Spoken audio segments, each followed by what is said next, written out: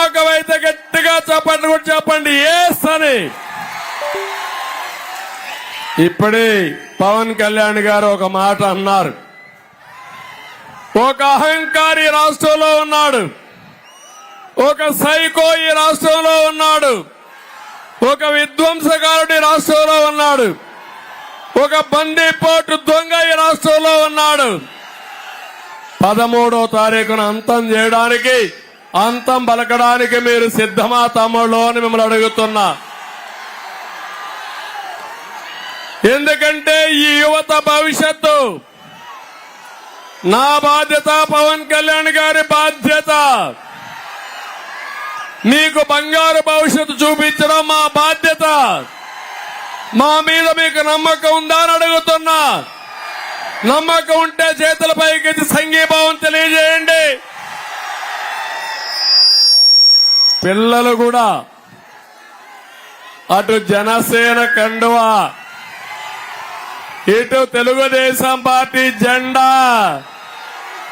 ఆ ఉత్సాహం చూస్తా ఉంటే ఎవరికి అర్థం కావడం లేదు ఏం జరుగుతా ఉంది సింహపురిలో అని. ఇదే పరిస్థితి రాష్ట్రం అంతా ఉంది.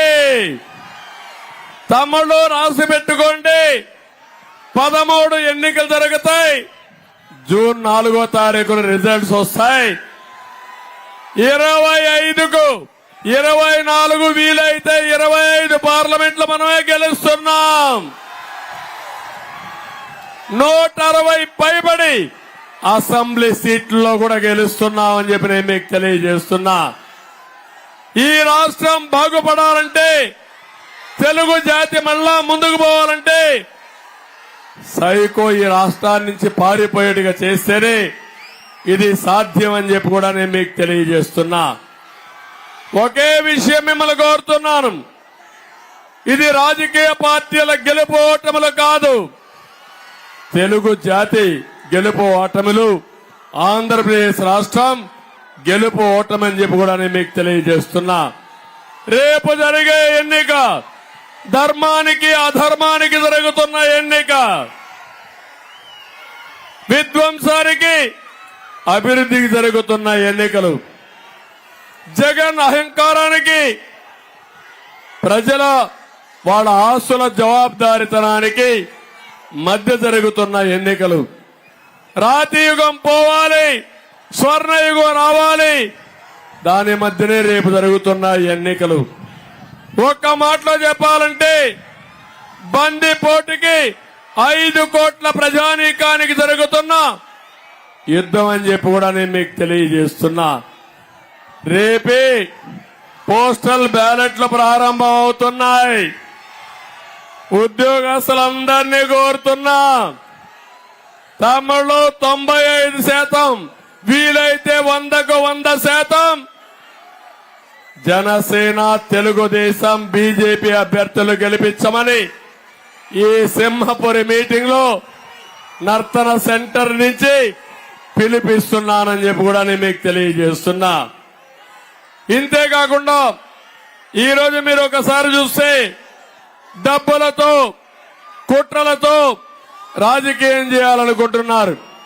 ఇది చూసిన తర్వాత నాకు అనిపిస్తుంది, ఎన్ని అబద్దాలు చెప్పినా, మిమ్మల్ని మోసం చేసినా, 100,000 కోట్లు ఖర్చు పెట్టినా ఓటేస్తారా తమ్ముళ్ళు అని అడుగుతున్న వైఎస్ఆర్ కాంగ్రెస్ కి వెయ్యమని గట్టిగా చెప్పండి కూడా చెప్పండి. నేను ఒకటే అడుగుతున్నా, అతని దగ్గర డబ్బులు ఖర్చు పెట్టినా మీ డబ్బులే, జే బ్రాండ్ మధ్యంలో వచ్చిన డబ్బులే, ఇసుక మాఫియాలో వచ్చిన డబ్బులే, భూ మాఫియాలో సంపాదించిన డబ్బులు తప్ప వేరే డబ్బులు కాదని చెప్పి కూడా నేను మీకు తెలియజేస్తున్నా. నేను ఒకే విషయం మిమ్మల్ని కోరుతున్నాను, మీకిచ్చేది 10 రూపాయలు ఈ జలగ జగనన్న, మీ దగ్గర కొట్టేసింది 100 రూపాయలు, అతను దోచింది 1000 రూపాయలు అని చెప్పి కూడా నేను మీకు తెలియజేస్తున్నా.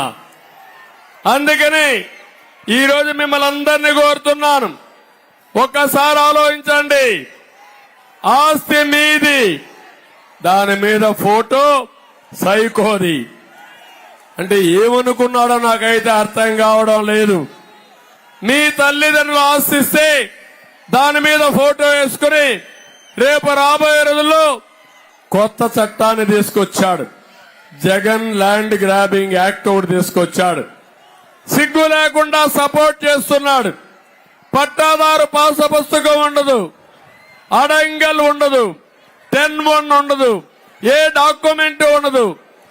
ఆన్లైన్ లో రికార్డులు ఉంటాయి. జగన్ అనుకుంటే మనం అమ్మాలన్నా కొనాలన్నా జగన్ పర్మిషన్ కావాలంట. మన తండ్రి, మన కష్టార్జితం, మన తాత ఇచ్చిన ఆస్తికి జగన్ పెత్తనం ఎందుకు తమ్ముళ్ళు అడుగుతున్నా. అందుకే నేను మిమ్మల్ని అందరినీ కోరుతున్నాను, రేపు ఇలాంటి దుర్మార్గులు ఉంటే మనకు భవిష్యత్తు లేదు, మన ఆస్తికి కూడా భద్రత లేదు.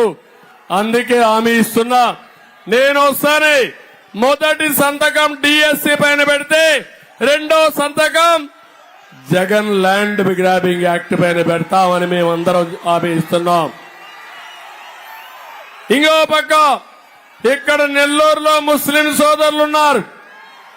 ఈరోజు సాయంత్రం వస్తా ఉంటే చూసా వాళ్ళ ఉత్సాహం. మా ఆడబిడ్డలు పెద్ద ఎత్తున ముస్లిం ఆడబిడ్డలు రోడ్డు మీదకి వచ్చారు, తమ్ముళ్ళు వచ్చారు, మాకు సంఘీభావాన్ని తెలియజేశారు. నేను వాళ్ళకు ఒకటే హామీ ఇస్తున్నా, తెలుగుదేశం పార్టీ గతంలో కూడా ఎన్డీఏలో ఉన్నాం, పొత్తులో ఉన్నాం, పొత్తులో ఉన్నప్పుడు అన్యాయం జరగలేదని చెప్పి నేను మీకు తెలియజేస్తున్నా. తమ్ముళ్ళు ఆ జెండాలు తీయాలి, వెనకనాడు కనపడాలి. అక్కడ టీవీ కూడా ఉంది, వాళ్ళకు కూడా కనపడాలి. కాబట్టి ముందు తీయండి ప్లీజ్, జెండాలు తీయాలి. మీరు జెండాలు దించాలి. 10 నిమిషాలు జెండాలు దించండి, మళ్ళీ ఎగరేద్దాం. నువ్వు కూడా తమ్ముడు, నువ్వు కూడా జెండాలు దించాలి. ఓకే. కాబట్టి నేను ఒకటి ముస్లిం సోదరులకు హామీ ఇస్తున్నా, 4% రిజర్వేషన్లు కాపాడుతాం. ఇంకో పక్క ఈరోజు మీ అందరికి హామీ ఇస్తున్నాను, ఒక ప్రత్యేకమైన బడ్జెట్ తీసుకొస్తాం. ఆజ్ హౌస్ పూర్తి చేస్తాం. మక్కాకు పోవాలంటే ₹1,00,000 ఆర్థిక సహాయం చేసే బాధ్యత మాది. మళ్లీ దుల్హాన్ తీసుకొస్తాం, రంజాన్ తోఫా పెడతాం. అదే మరిగా మౌజములకి, ఇమాములకి 5,000 నుంచి 10,000 రూపాయలు ఆందోళన ఇస్తాం. మసీదులకు నెలవారీగా ఒక 5,000 రూపాయల ఆర్థిక సహాయం చేస్తామని కూడా మీకు తెలియజేస్తున్నా. ఈ రోజు మేము తీసుకొచ్చినటువంటి ఎన్నికల మేనిఫెస్టో, కేంద్రం తీసుకొచ్చినటువంటి మోడీ గ్యారంటీ, ఈ రెండు కూడా మీరు బేరీ చేసుకుంటే మీ భవిష్యత్తుకి ఎన్నో విధాలుగా ఉపయోగపడుతుంది. ఒక పక్క మిత్రుడు పవన్ కళ్యాణ్ గారికి ఒక కమిట్మెంట్ ఉంది. ఈ రోజు కూడా మీరు ఒకసారి చూస్తే ఈ రాష్ట్రంలో ఓట్లు డివైడ్ కాకూడదని, వైసీపీ రహిత రాష్ట్రంగా ఉండాలని, ప్రభుత్వ వ్యతిరేక ఓటు డివైడ్ కాకూడదని మొట్టమొదట నిర్ణయించిన వ్యక్తి పవర్ స్టార్ పవన్ కళ్యాణ్ గారు అని చెప్పి మీకు తెలియజేస్తున్నా. ఎప్పుడైతే ఆ నిర్ణయం తీసుకున్నారో నేను గాని, ఆయన గాని, బీజేపీ గాని మేము సర్దుబాటులో అనేక విధాలుగా తగ్గాం, అడ్జస్ట్ అయ్యాం. ఒకరు తగ్గలేదు, ఒకరు పెరగలేదు, కానీ అందరం కలిసి మీకోసం అడ్జస్ట్ అయ్యాం తప్ప, రాష్ట్రం కోసం త్యాగం చేశాం తప్ప ఇంకోటి కాదని చెప్పి కూడా నేను మీకు తెలియజేస్తున్నా. ఆ త్యాగాన్ని చూస్తే ఈరోజు సింహపురి తిరగబడింది, రాష్ట్రంలో వన్ సైడ్ అయింది. రేపు రాబోయే రోజుల్లో ప్రజలు గెలుస్తున్నారు, రాష్ట్రం నిలదొక్కుంటుంది, మా పిల్లల భవిష్యత్తు బంగారు భవిష్యత్తు అవుతుందని మరొకసారి తెలియజేస్తున్నా. ఈ రోజు మీరు ఒకసారి చూస్తే పదే పదే మాట్లాడుతున్నాడు ఈ సైకో జగన్. మేము వస్తే ఎన్నికల మేనిఫెస్టో పేదవాళ్ల పథకాలు రద్దవుతాయని, నువ్వు ఇచ్చేది 10 రూపాయలు, దోచేసేది 100 రూపాయలు, అప్పు చేసింది 13 లక్షల కోట్ల రూపాయలు. రేపు మేము వస్తే సంపద సృష్టిస్తాం, ఆదాయాన్ని పెంచుతాం. పెంచిన ఆదాయం ఈ పేదవాళ్లకు పంచి మిమ్మల్ని ఆదుకునే బాధ్యత మాదని మీ అందరికీ హామీ ఇస్తున్నా. అందుకని ఇప్పుడిచ్చే సంక్షేమం కంటే మెరుగైన సంక్షేమం మేము మీకు ఇస్తున్నాం. మా ఆడబిడ్డలు ఒకసారి ఆలోచిస్తే, ఆడబిడ్డ అనేది నెలకు 1500 రూపాయలు, సంవత్సరానికి 18,000, 5 సంవత్సరాల్లో 90,000 రూపాయలు ఇచ్చే బాధ్యత మాదని మా ఆడబిడ్డలందరికీ హామీ ఇస్తున్నా. తల్లికి వందనంలో ప్రతి బిడ్డకి 15,000 ఇస్తాం. 4 ఉంటే 60,000 ఇస్తాం. 5 మంది ఉంటే 75,000 కూడా ఇచ్చి పిల్లలందరినీ చదివించే బాధ్యత మాదని మీకు అందరికీ హామీ ఇస్తున్నాం. ధరలు పెరిగాయి. దీపం కింద 3 సిలిండర్లు ఉచితంగా ఇస్తామని హామీ ఇస్తున్నా. ఇది కాకుండా ఉచిత ప్రయాణ సౌకర్యం ఏర్పాటు చేస్తాం. ఎక్కడ ఆడబిడ్డలకు ఇబ్బంది లేకుండా చేస్తాం. దీనివల్ల ఎక్కడన్నా ఉద్యోగం చేసి రావాలన్నా, షాప్ లో పనిచేసి మళ్లీ రావాలన్నా బస్సుల్లో ఫ్రీగా తిరిగే ఏర్పాట్లు చేస్తాం. తమ్ముళ్ళు, మీ అందరికీ హామీ ఇస్తున్నా, మీ ఉద్యోగాలకు గ్యారంటీ మాదే. 20 లక్షల ఉద్యోగాలు ఇచ్చే బాధ్యత మాదే. ప్రతి సంవత్సరం 4 లక్షల ఉద్యోగాలు ఇస్తాం. ఉద్యోగం వచ్చే వరకు 3,000 రూపాయలు నిరుద్యోగ భృతి ఇస్తామని హామీ ఇస్తున్నా. నేను అడుగుతున్నా, డిఎస్సి ఇచ్చాడా మీకు? ఉద్యోగం వచ్చిందా మీకు? ఇస్తాడని నమ్మకం ఉందా మీకు? అందుకే కోరుతున్నా, ఈ సైకో పోతేనే మా పిల్లల భవిష్యత్తు, ఆ భవిష్యత్తుకు మేము గ్యారంటీ ఇస్తున్నామని చెప్పి కూడా నేను మీకు తెలియజేస్తున్నా. ఇది కాకుండా ఈ రోజు రైతును రాజుగా చేస్తాం. 20,000 రూపాయలు ఇస్తాం. ఇదే కాదు, సామాజిక పింఛన్లు చెబుతున్నాను. పింఛను ప్రారంభించింది తెలుగుదేశం పార్టీ. ఎన్టీ రామారావు గారు 84వ సంవత్సరంలో ప్రారంభించారు. 2014లో 200 రూపాయల పింఛన్ని 2,000 చేసిన పార్టీ తెలుగుదేశం పార్టీ. ఇప్పుడు నేను ఒకటే హామీ ఇచ్చాను, 3,000 నుంచి ఏప్రిల్ నుంచి 4,000 రూపాయల పింఛన్ ఇచ్చే బాధ్యత మాది. ఎన్నికల మేనిఫెస్టోలో పెట్టాం. సైకో జగన్ చెప్పింది 2028లో 250 వేస్తానని. నేను ఒకటే మీకు హామీ ఇస్తున్నా, దివ్యాంగులకి పింఛను 4,000 నుంచి 6,000 రూపాయలు చేస్తున్నాం. అది మా కమిట్మెంట్, అది మా గ్యారంటీ. నువ్వు మాయమాటలు చెప్పి మేమేదో పింఛన్లు తీయేస్తాం, వృద్ధులకంతా అన్యాయం చేస్తామని మాట్లాడుతున్నారు. మేము సూపర్ 6 పెట్టాం, ఎన్నికల మేనిఫెస్టో పెట్టాం. అందులో చాలా స్పష్టంగా 4,000 రూపాయల పింఛను ఏప్రిల్ నెల నుంచి ఇంటికే వచ్చి వాళ్ళకిచ్చే బాధ్యత మాదని మరొకసారి మీ అందరికీ హామీ ఇస్తున్నా. ఈ ముఖ్యమంత్రి శవ రాజకీయాలు చేస్తున్నాడు. మొన్ననే మీరు ఒకసారి చూశారు, పింఛన్లు ఇంటి దగ్గర ఇవ్వాల్సింది. వాలంటీర్లు ఎలక్షన్ లో ఇన్వాల్వ్ కాకూడదని ఎన్నికల కమిషన్ ఆర్డర్ ఇస్తే కావాలని సచివాలయానికి పిలిపించి 33 మందిని చంపేసిన వ్యక్తి ఈ జగన్మోహన్ రెడ్డి అని చెప్పి కూడా నేను మీకు తెలియజేస్తున్నా. ఇప్పుడు కూడా మీరు చూడండి, 1,50,000 మంది సచివాలయ స్టాఫ్ ఉన్నారు. 40 మందికి పింఛన్ ఇవ్వాలి. ఇవ్వకుండా బ్యాంకుల్లో వేసి ముసలి వాళ్ళని ఇబ్బందులు పెట్టి నానా యాతనాలు పడే పరిస్థితి తీసుకొచ్చారంటే చాలా బాధేస్తుంది. ఇవన్నీ చూస్తే చాలా అన్యాయం అని చెప్పి కూడా నేను మీకు తెలియజేస్తున్నా. ఇది కాకుండా చంద్రన్న బీమా పేరు కింద మేము ఎన్నికల మేనిఫెస్టోలో తీసుకొస్తున్నాం. ఎవరైనా సహజ మరణం అయితే 5 లక్షలు, ఎవరైనా యాక్సిడెంట్ చనిపోతే 10 లక్షలు తీసుకొస్తామని కూడా మీకు తెలియజేస్తున్నా. ఇంకో పక్క ఆరోగ్య బీమా ప్రతి ఒక్కరికి 25 లక్షల రూపాయలతో తీసుకొస్తాం. బీసీ డిక్లరేషన్ తీసుకొచ్చాం. నాయి బ్రాహ్మణులకు న్యాయం చేస్తాం. బీసీలకైతే 5 ఏళ్లలో 1,50,000 రూపాయలు ఖర్చు 1,50,000 కోట్లు ఖర్చు పెట్టి వాళ్ళని పూర్తిగా ఆదుకునే బాధ్యత మేము తీసుకుంటాం. కాపు సంక్షేమం, ఇక్కడ బలిజాస్ కూడా ఉన్నారు. మీ సంక్షేమానికి కూడా 15,000 కోట్ల రూపాయలు బడ్జెట్ లో పెట్టిన పార్టీ తెలుగుదేశం మిత్ర కూటమి పార్టీ అని చెప్పి నేను మీకు తెలియజేస్తున్నా. వీళ్ళకే కాకుండా క్రిస్టియన్స్ గాని అందరికి పెట్టాం. కడాన రవాణా రంగానికి కూడా మీరు చూస్తే ప్రతి ఒక్క డ్రైవర్ కి సంవత్సరానికి 15,000 రూపాయలు ఇచ్చే బాధ్యత మాదని మీకు హామీ ఇస్తున్నా. ఇలాంటి కార్యక్రమాలతో ఈ రోజు మేము మీ ముందుకొచ్చాం. ఇక్కడ ఒకసారి మీరు ఆలోచిస్తే నేను ఒకటే హామీ ఇస్తున్నా.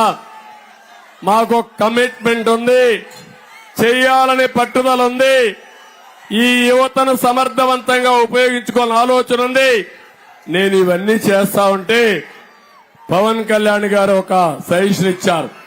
సెన్సస్ ఉంది, జనాభా చేస్తున్నారు, బీసీల కోసం అడుగుతున్నారు, ఎస్సీల కోసం అడుగుతున్నారు, మతాలు కూడా అడుగుతున్నారు.